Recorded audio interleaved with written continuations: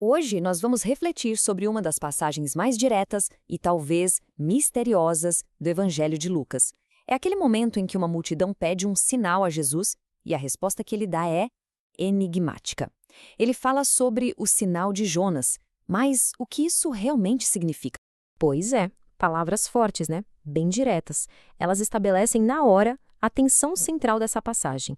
Essa declaração de Jesus não é um comentário qualquer, é uma repreensão séria e é o ponto de partida para a gente começar a desvendar o mistério que existe por trás dela.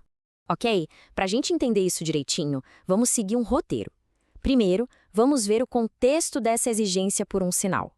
Depois, o que é, de fato, o sinal de Jonas. Em terceiro lugar, quem são os juízes surpreendentes que Jesus apresenta? Quarto, o grande momento da proclamação com algo maior está aqui. E por fim, o chamado à conversão, que continua ressoando até hoje. Então, vamos imaginar a cena. Multidões se juntando ao redor de Jesus. Só que o clima não era só de admiração, não. Segundo os padres da igreja, tinha gente ali para testá-lo, sabe? Para colocá-lo numa sinuca de bico, exigindo um espetáculo, uma prova grandiosa que viesse do céu e acabasse com qualquer dúvida sobre a sua autoridade. E aqui está o ponto-chave. O padre da Igreja Beda, o Venerável, explica que essa resposta tão dura de Jesus não é para quem busca a fé com sinceridade. É uma resposta direta a um coração que o está desafiando. A dureza das palavras geração má é um espelho da dureza do coração de quem o estava testando. É justamente essa resposta de Jesus que nos joga no enigma central da passagem, essa referência tão misteriosa e potente ao sinal de Jonas. E é aqui que a profundidade da mensagem dele começa a se mostrar de verdade. Bom, essa é a grande pergunta, né? A resposta não é óbvia, e a beleza dela está justamente nas várias camadas de significado que ela nos revela sobre a missão do próprio Cristo.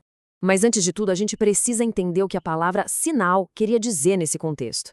E a definição de São Basílio Magno, olha, é perfeita. Não é só um milagre qualquer. É algo que a gente vê, mas que aponta para uma realidade escondida, uma realidade muito mais profunda. O sinal de Jonas, então, funciona em dois níveis. O primeiro e mais profundo é uma prefiguração da paixão de Cristo. Assim como Jonas ficou 3 dias no ventre do grande peixe, o Filho do Homem ficaria no coração da terra. É o sinal da sua morte e ressurreição. O segundo nível é o da pregação. Da mesma forma que Jonas se tornou um sinal para os ninivitas e eles se converteram, Jesus é um sinal para a sua geração, um chamado vivo ao arrependimento.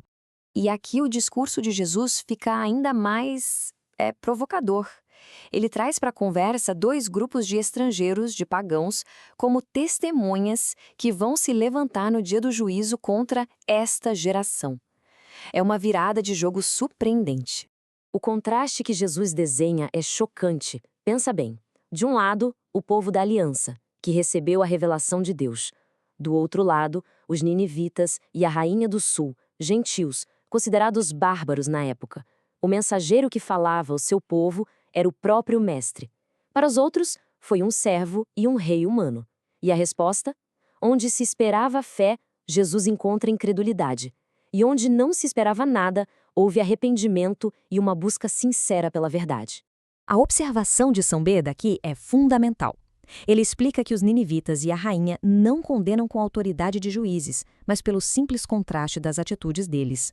A fé que eles tiveram se torna um espelho que acaba refletindo a dureza de coração daquela geração. Todas essas comparações vão construindo o caminho para o clímax do discurso. O momento em que Jesus revela, sem dizer com todas as letras, mas de forma muito clara, quem ele é de verdade e a importância daquele momento na história. Jesus lembra que a rainha pagã viajou de muito longe só para ouvir a sabedoria de um rei. E aí vem a revelação impactante. E eis que aqui está quem é maior do que Salomão.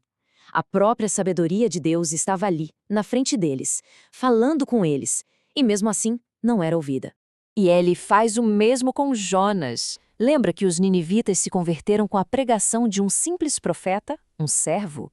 E aí vem a segunda revelação. E eis que aqui está quem é maior do que Jonas. Não era só mais um profeta falando, mas o próprio Senhor de todos os profetas. Com isso, a gente chega ao ponto central de tudo. Como resume muito bem o comentário da Bíblia de Navarra, o sinal que aquela geração tanto pedia já estava bem ali, na frente dela. O sinal não era um evento, era uma pessoa. O próprio Jesus é o sinal de Deus por excelência. Diante disso tudo, a questão muda, né? Se Jesus é o sinal, qual é a mensagem atemporal que ele comunica a todas as gerações, inclusive a nossa? É isso que vamos ver agora. A mensagem é um chamado. A vida, os milagres, a pregação e, principalmente, a morte e a ressurreição de Cristo. Tudo isso é um convite constante e urgente à conversão. É um chamado para deixar a dureza de coração e se voltar para Deus. De um jeito brilhante, Santo Ambrósio olha para esses dois exemplos e vê neles uma imagem dos caminhos essenciais da vida cristã. O caminho dos ninivitas representa o arrependimento, o parar de pecar. Já o caminho da rainha é o da sabedoria, que busca a verdade para se proteger do pecado. Arrependimento e sabedoria, ambos são fundamentais. E assim, essa análise nos deixa com uma pergunta que atravessa os séculos e chega direto a nós. Os ninivitas, um povo estrangeiro, se converteram diante da pregação de um servo. A rainha do sul viajou o mundo em busca da sabedoria de um rei. A questão que fica é: como cada um de nós responde à presença e à pregação daquele que é infinitamente maior que Jonas e que Salomão?